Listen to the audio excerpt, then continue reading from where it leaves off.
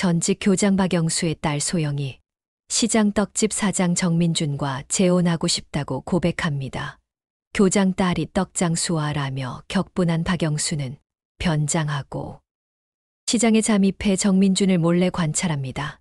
처음엔 편견을 가지고 있었지만 시장 화재 때 자신의 가게보다 이웃을 먼저 구하는 정민준의 희생정신을 목격하고 이 사람은 진짜구나라며 마음이 흔들리기 시작합니다. 하지만 여전히 현실적인 우려가 남아있는 상황입니다. 4부 떡장수의 비밀 수첩. 안녕하십니까. 딸의 남자를 뒷조사하는 불량 아버지 박영수입니다. 시장의 불길 속에서 저는 한 남자의 진심을 보았지만 아이러니하게도 제 마음의 불길은 더욱 거세게 타올랐습니다. 그는 좋은 사람이었습니다. 아니, 좋다 못해 바보 같을 정도로 헌신적인 사람이었습니다. 바로 그 점이 저를 더욱 괴롭게 만들었습니다. 저런 남자에게 제 금쪽 같은 딸을 보냈다가는 평생 고생길이 훤히 보였기 때문입니다. 사랑만으로는 해결되지 않는 현실의 벽이 얼마나 높고 차가운지 인생의 황혼에 선 저는 너무나도 잘 알고 있었습니다. 그래서 저는 결심했습니다. 그의 과거까지 숨겨진 모든 진실을 알아내야만 하겠다고. 그래야만 이 지독한 미련을 끊어내든 아니면 눈 딱 감고 딸의 선택을 받아들이든 결판을 낼 수 있을 것 같았습니다. 동네의 모든 소문은 이발소에서 시작된다는 말이 있지요. 저는 수십 년 단골인 동네 이발소로 향했습니다. 주인장인 김 씨는 저와 막역한 사이였지만 제 속내를 들킬 수는 없었기에 오늘도 어수룩한 동네 노인 행세를 멈추지 않았습니다. 면도 거품을 잔뜩 바른 채 저는 아무렇지 않은 척 운을 띄웠습니다. 김 사장, 요새 시장 경기는 좀 어떻다던가. 얼마 전에 불이 났다면서. 아이고, 형님, 말도 마셔. 그날 아주 난리가 났었지. 그런데 말이야, 그 와중에도 영웅이 하나 났다니까. 민준이네 떡집 총각, 그 친구 말이야. 역시나 제 미끼를 덥석 물었습니다. 김 사장은 신이 나서 떠들어대기 시작했습니다. 그 친구, 진짜 물건이야. 자기 가게는 나 몰라라 하고 사람들부터 구하는데 내가 다 눈물이 찔끔 나더라니까. 생긴 건 투박해도 속은 아주 비단결이야.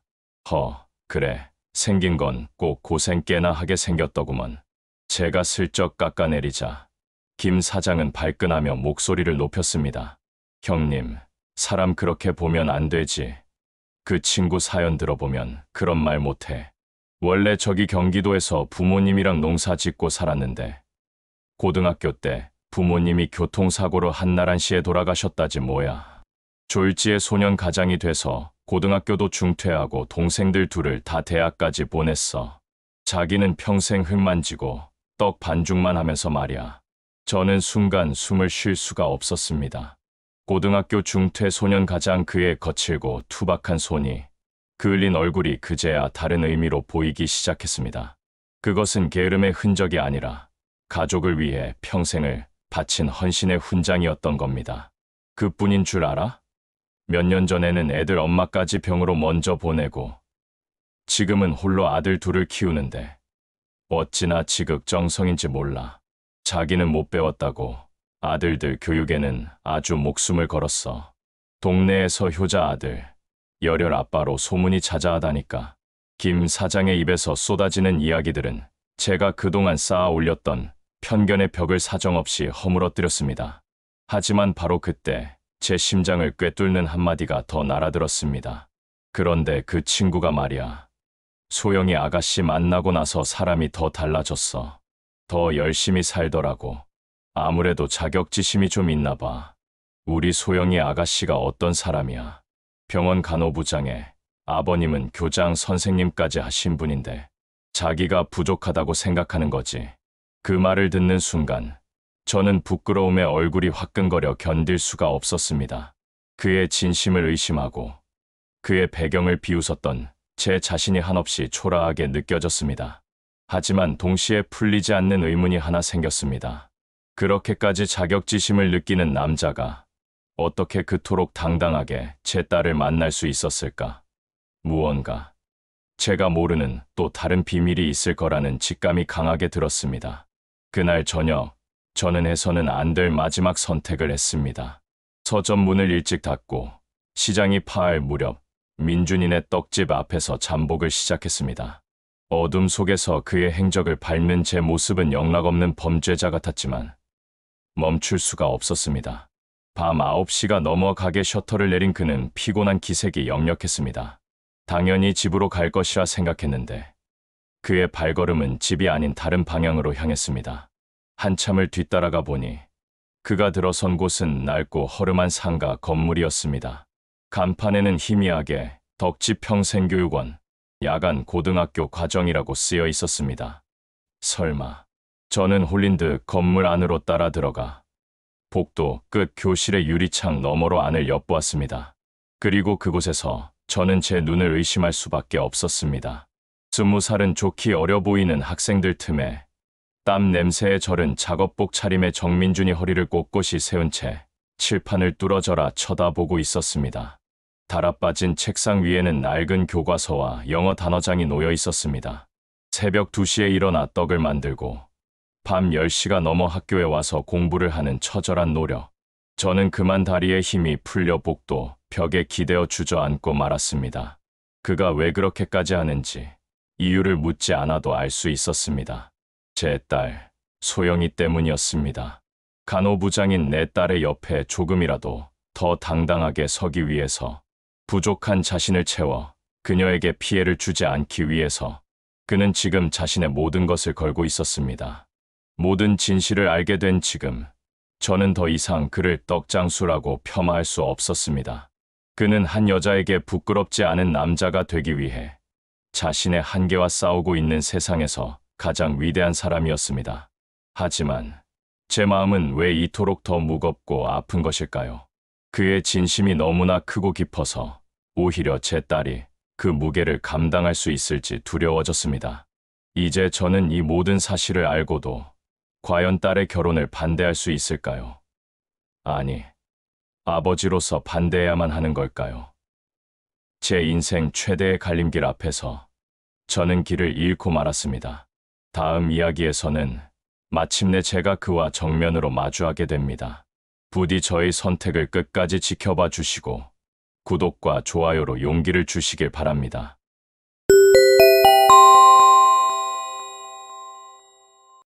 황혼의 선택 5부, 아버지, 대남자.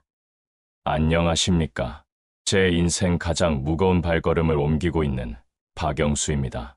야간 고등학교 교실 창 너머로 본 그의 모습은 지난 며칠간 제가 품었던 모든 의심과 편견, 그리고 아버지로서의 걱정까지 한순간에 무너뜨리는 거대한 망치와도 같았습니다. 더 이상 뒤에서 숨어 지켜보는 비겁한 짓은 할 수 없었습니다. 교육자로서의 제 남은 자존심이, 그리고 한 남자의 처절한 진심에 대한 최소한의 예의가 그것을 허락하지 않았습니다. 저는 결판을 내야만 했습니다. 아버지로서, 그리고 한 인생의 선배로서 그를 정면으로 마주해야만 했습니다. 그날 밤, 저는 서점 문을 닫고 그의 떡집으로 향했습니다. 마지막 손님을 보내고 홀로 가게를 정리하는 그의 뒷모습은 수만 근의 삶의 무게를 짊어진 것처럼 고단해 보였습니다. 저는 가게 입구에 서서 한참이나 그를 바라보다가 마른 기침으로 제 존재를 알렸습니다. 인기척에 돌아선 그의 얼굴에 스친 것은 의아함이었습니다.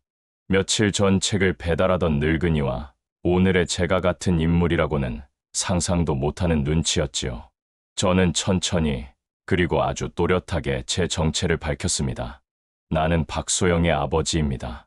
제 말이 끝나자마자 그의 손에 들려있던 행주가 바닥으로 툭 떨어졌습니다. 그의 얼굴은 순식간에 새하얗게 질려갔습니다. 동공는 지진이라도 난 듯 흔들렸고 입술은 무언가 말을 하려는 듯 몇 번이고 탈싹였지만 아무 소리도 내지 못했습니다. 충격과 당황, 그리고 죄인처럼 어찌할 바를 모르는 그 모습에 오히려 제 마음이 더 아파왔습니다.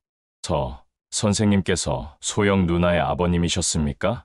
간신히 쥐어짜 낸 그의 목소리는 심하게 떨리고 있었습니다. 저는 가게 안으로 들어서며 굳은 표정을 풀지 않은 채 말을 이었습니다. 그래, 그동안 당신을 지켜봤습니다. 제 말에 그의 어깨가 움찔하는 것이 보였습니다. 제가 그의 뒤를 밟았다는 사실을 어렴풋이 눈치챈 모양이었습니다. 저는 그의 눈을 똑바로 바라보며 제 마음속에 담아두었던 말을 꺼냈습니다. 사람은 좋아 보이더군. 시장에서 보여준 모습도, 불길 속에서 보여준 용기도 한 사람의 됨됨이를 보기에는 충분했어. 제 입에서 나온 의외의 칭찬에 그의 눈이 더욱 커졌습니다. 하지만 저는 곧바로 날카로운 칼날을 덧붙이는 것을 잊지 않았습니다. 하지만 정민준 씨, 좋은 사람이라는 것과 내 딸의 배필이 될 자격이 있다는 것은 전혀 다른 문제야. 당신도 잘 알 텐데 당신이 내 딸에게 무엇을 해줄 수 있습니까? 제 직설적인 물음에 그는 고개를 푹 숙였습니다. 그의 커다란 어깨가 힘없이 축 처졌습니다. 한참의 침묵 끝에 그가 입을 열었습니다. 그의 목소리는 물기에 젖어 있었습니다. 제가 많이 부족한 놈인 거 잘 알고 있습니다, 선생님. 그래서 소영 누나 만나는 거 정말 많이 망설였습니다. 저 같은 놈이 그 사람 발목이라도 잡게 될까봐 매일 밤 잠도 설쳤습니다. 그는 끝내 고개를 들지 못했습니다. 이윽고 그의 어깨가 들썩이기 시작했습니다. 굵은 눈물방울이 떡 반죽이 묻은 작업대 위로 뚝뚝 떨어졌습니다. 하지만 선생님, 저 소영 누나를 진심으로 좋아합니다. 제가 가진 것이 비록 떡 만드는 기술과 이 두 주먹뿐이지만 그 사람 웃게 해줄 자신 하나는 있습니다. 저도 소영 누나께 짐이 되고 싶지는 않습니다. 선생님, 정말입니다. 그의 눈물은 변명이 아니었습니다. 자신의 부족함 때문에 사랑하는 사람에게 해가 될까 두려워하는 한 남자의 진솔한 고백이었습니다. 어떻게 이런 진심을 외면할 수 있단 말인가. 제 마음속 얼음장 같던 결심이 그의 뜨거운 눈물에 속절없이 녹아내리고 있었습니다. 바로 그때 그가 무언가 결심한 듯 고개를 번쩍 들었습니다. 그의 눈은 눈물로 젖어 있었지만 그 안에는 강한 의지가 담겨 있었습니다. 선생님, 저는 지금 야간 고등학교에 다니고 있습니다. 소영 누나처럼 배운 사람 옆에 서려면 이대로는 안 된다고 생각했습니다. 제가 학력이 낮은 건 사실이지만 지금부터라도 죽어라 노력해서 꼭 소영 누나에게 부끄럽지 않은 사람이 되겠습니다. 제발 제 진심을 믿어주십시오. 그의 절규에 가까운 외침. 저는 이미 모든 것을 알고 있었지만 그의 입으로 직접 듣는 고백은 제 심장을 완전히 뒤흔들어 놓았습니다. 한 사람을 위해 이토록 자신을 내던질 수 있는 사랑. 제가 평생 책에서만 가르쳤던 진짜 사랑이 바로 제 눈앞에 있었습니다. 저는 긴 한숨을 내쉬었습니다. 그리고 제 인생에서 가장 어려운 결정을 내려야만 했습니다. 좋습니다. 제 입에서 나온 말에 정민준의 눈이 휘둥그레졌습니다. 정민준 씨의 그 진심, 알겠습니다. 하지만 그걸로는 부족합니다. 아버지로서 내 딸의 인생에 최소한의 울타리는 쳐주고 싶습니다. 그러니 조건을 하나 걸겠습니다. 저는 그의 눈을 똑바로 보며 말했습니다. 1년입니다. 앞으로 1년의 시간을 주겠습니다. 그동안 야간 고등학교 무사히 졸업하십시오. 그리고 지금 하는 이 떡집도 지금보다 갑절은 더 키워내 보십시오. 시장 사람들이 모두 민준이네 떡집 하면 최고라고 엄지를 치켜 세울 만큼 당신의 일에 책임을 다하는 모습을 보여주세요. 1년 뒤 당신이 그 약속을 지켜낸다면 그때는 나도 더 이상 반대하지 않겠습니다. 그것은 거절을 위한 핑계가 아니었습니다. 한 남자의 성장을 지켜보고자 하는 한 교육자의 마지막 시험 문제였습니다. 제 말이 끝나자 그는 잠시 말을 잃더니 이내 제 앞에 무릎을 꿇었습니다. 네, 선생님, 감사합니다. 정말 감사합니다.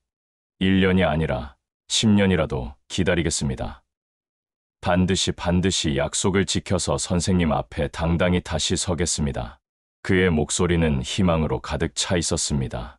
그 모습을 보며 저는 조용히 돌아섰습니다. 1년이라는 시간을 벌었지만 사실 제 마음은 이미 정해져 있었습니다. 저 남자는 해낼 것입니다. 제 딸을 위해서라면 무슨 일이든 해낼 사람이었습니다. 이제 남은 것은 그를 믿고 지켜보는 일뿐. 하지만 운명은 저희에게 1년이라는 긴 시간을 기다려주지 않았습니다. 며칠 뒤 우리 가족 모두를 시험에 들게 할 아주 큰 사건이 터지고야 말았습니다. 과연 그에게 주어진 1년의 약속은 어떻게 될까요? 그리고 우리 가족에게 닥쳐올 시련은 무엇일까요? 마지막 이야기가 곧 시작됩니다. 부디 채널 고정해 주시고 구독과 좋아요로 이들의 사랑을 응원해 주시길 바랍니다. 6부 진짜 가족의 탄생. 안녕하십니까. 제 인생의 가장 혹독한 시험을 통과하고 이제야 진정한 행복의 의미를 깨닫게 된 박영수입니다. 정민준, 아니 이제는 내 사위가 된 그 아이에게 1년이라는 시간을 제한하고 돌아선 날, 저는 제 딴에는 현명한 판단을 내렸다고 생각했습니다. 하지만 오만이었지요. 인간의 계획이 얼마나 하찮은 것인지를 운명은 너무나도 가혹한 방식으로 제게 가르쳐 주었습니다. 그 아이의 진심을 시험하려 했던 제게 하늘은 제 심장을 통째로 뜯어내는 듯한 시련을 안겨주었습니다. 그날은 손녀 지우가 학교 축제 준비로 늦게까지 남는다고 했던 날이었습니다. 밤늦게 손녀를 마중 나가는 길, 멀리서 횡단보도를 건너는 지우를 발견하고 손을 흔들려던 바로 그 순간이었습니다. 어디서 나타났는지 음주운전 차량 한 대가 미친 듯이 달려와 지우를 덮치려 하고 있었습니다. 제 눈이 세상을 흑백으로 인식하고 입에서는 비명조차 나오지 않았습니다. 제 몸은 그 자리에 얼어붙었고 이제 모든 것이 끝이구나 하는 절망이 제 온몸을 휘감았습니다. 바로 그때였습니다. 어디선가 그림자처럼 튀어나온 한 남자가 지우를 온몸으로 감싸 안고 대신 차에 부딪혔습니다. 쿵 하는 둔탁한 소리와 함께 두 사람은 도로 위로 나뒹굴었습니다. 그 남자는 정민준이었습니다. 늦은 밤까지 야간 학교에서 공부를 하고 집으로 돌아가던 길이었습니다. 그는 피를 흘리면서도 의식을 잃는 마지막 순간까지 품에 안은 지우를 놓지 않았습니다. 지우야, 괜찮니? 그 한마디를 남기고서야 그는 정신을 잃었습니다. 병원에서의 시간은 지옥과도 같았습니다. 다행히 지우는 그의 품 안에서 보호받은 덕분에 가벼운 타박상에 그쳤지만 그는 팔이 부러지고 머리를 심하게 다쳐 수술을 받아야 했습니다. 수술실 앞을 지키는 내내 저는 죄책감에 고개조차 들 수 없었습니다. 만약 그가 없었다면 제 눈앞에서 사랑하는 손녀를 잃었을지도 모른다는 끔찍한 상상이 저를 괴롭혔습니다. 제가 그의 자격을 논하고 그의 배경을 트집 잡는 동안 그는 제 목숨보다 소중한 손녀를 위해 자신의 목숨을 던졌습니다. 밤새 이어진 수술이 끝나고 그는 병실로 옮겨졌습니다. 딸 소영이는 그의 곁을 한시도 떠나지 않고 밤새 그의 손을 잡고 눈물로 밤을 지새웠습니다. 그리고 다음 날 의식을 찾은 그가 가장 먼저 찾은 사람 역시 지우였습니다. 지우는 괜찮습니까? 링거를 꽂고 붕대를 감은 채 그는 힘겹게 물었습니다.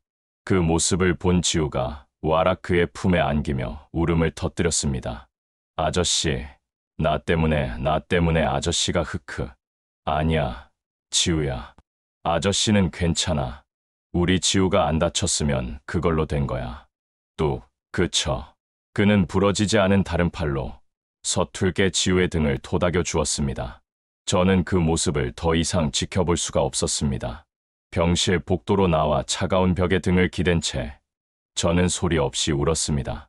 학벌, 재산, 체면, 제가 평생을 지키려 했던 그것들이 얼마나 부질없고 하찮은 것인지 핏빛으로 얼룩진 그의 희생 앞에서 처절하게 깨달았습니다.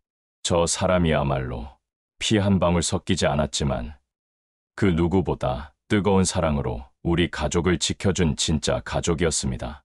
그때 소영이가 제게 다가와 조용히 말했습니다. 아빠, 저는 민준 씨와 함께 있을 때가 가장 행복해요. 저 사람이 없는 제 남은 인생은 이제 상상할 수도 없어요. 제발 허락해 주세요. 뒤이어 나온 지우의 한마디는 제 가슴에 박힌 마지막 쐐기였습니다. 할아버지, 민준 아저씨가 우리 아빠가 되면 안 돼요. 저는 아저씨가 정말 좋아요. 더 이상 망설일 이유가 없었습니다. 저는 병실로 다시 들어가 침대에 누워있는 그의 손을 잡았습니다. 그는 놀란 눈으로 저를 바라보았습니다. 저는 제 인생에서 가장 진심 어린 목소리로 그에게 물었습니다. 자네 내 아들이 되어주겠나? 부족한 내 딸, 소영이를 평생 부탁하네. 그의 눈에서 굵은 눈물방울이 흘러내렸습니다. 그는 아무 말도 하지 못하고 그저 고개만 하염없이 끄덕였습니다. 그 순간 우리는 비로소 진짜 가족이 되었습니다. 1년 후 많은 것이 변했습니다. 우리는 소영이와 민준이의 소박한 결혼식을 올렸고 민준이의 두 아들까지 한 식구가 되어 시끌벅적한 대가족을 이루었습니다. 저는 제 손으로 민준이네 떡집 간판을 내리고 영순의 전통 떡집이라는 새 간판을 걸어주었습니다. 떡집은 입소문을 타고 동네의 명소가 되었고 민준이는 약속대로 야간 고등학교를 우수한 성적으로 졸업함과 동시에 제과제빵 자격증까지 따내 저를 놀라게 했습니다. 이제 제 서점 한쪽에는 그가 매일 아침 정성껏 만든 떡을 파는 작은 코너가 마련되었습니다. 책 냄새와 구수한 떡 냄새가 어우러진 제 서점은 동네에서 가장 따뜻한 사랑방이 되었지요.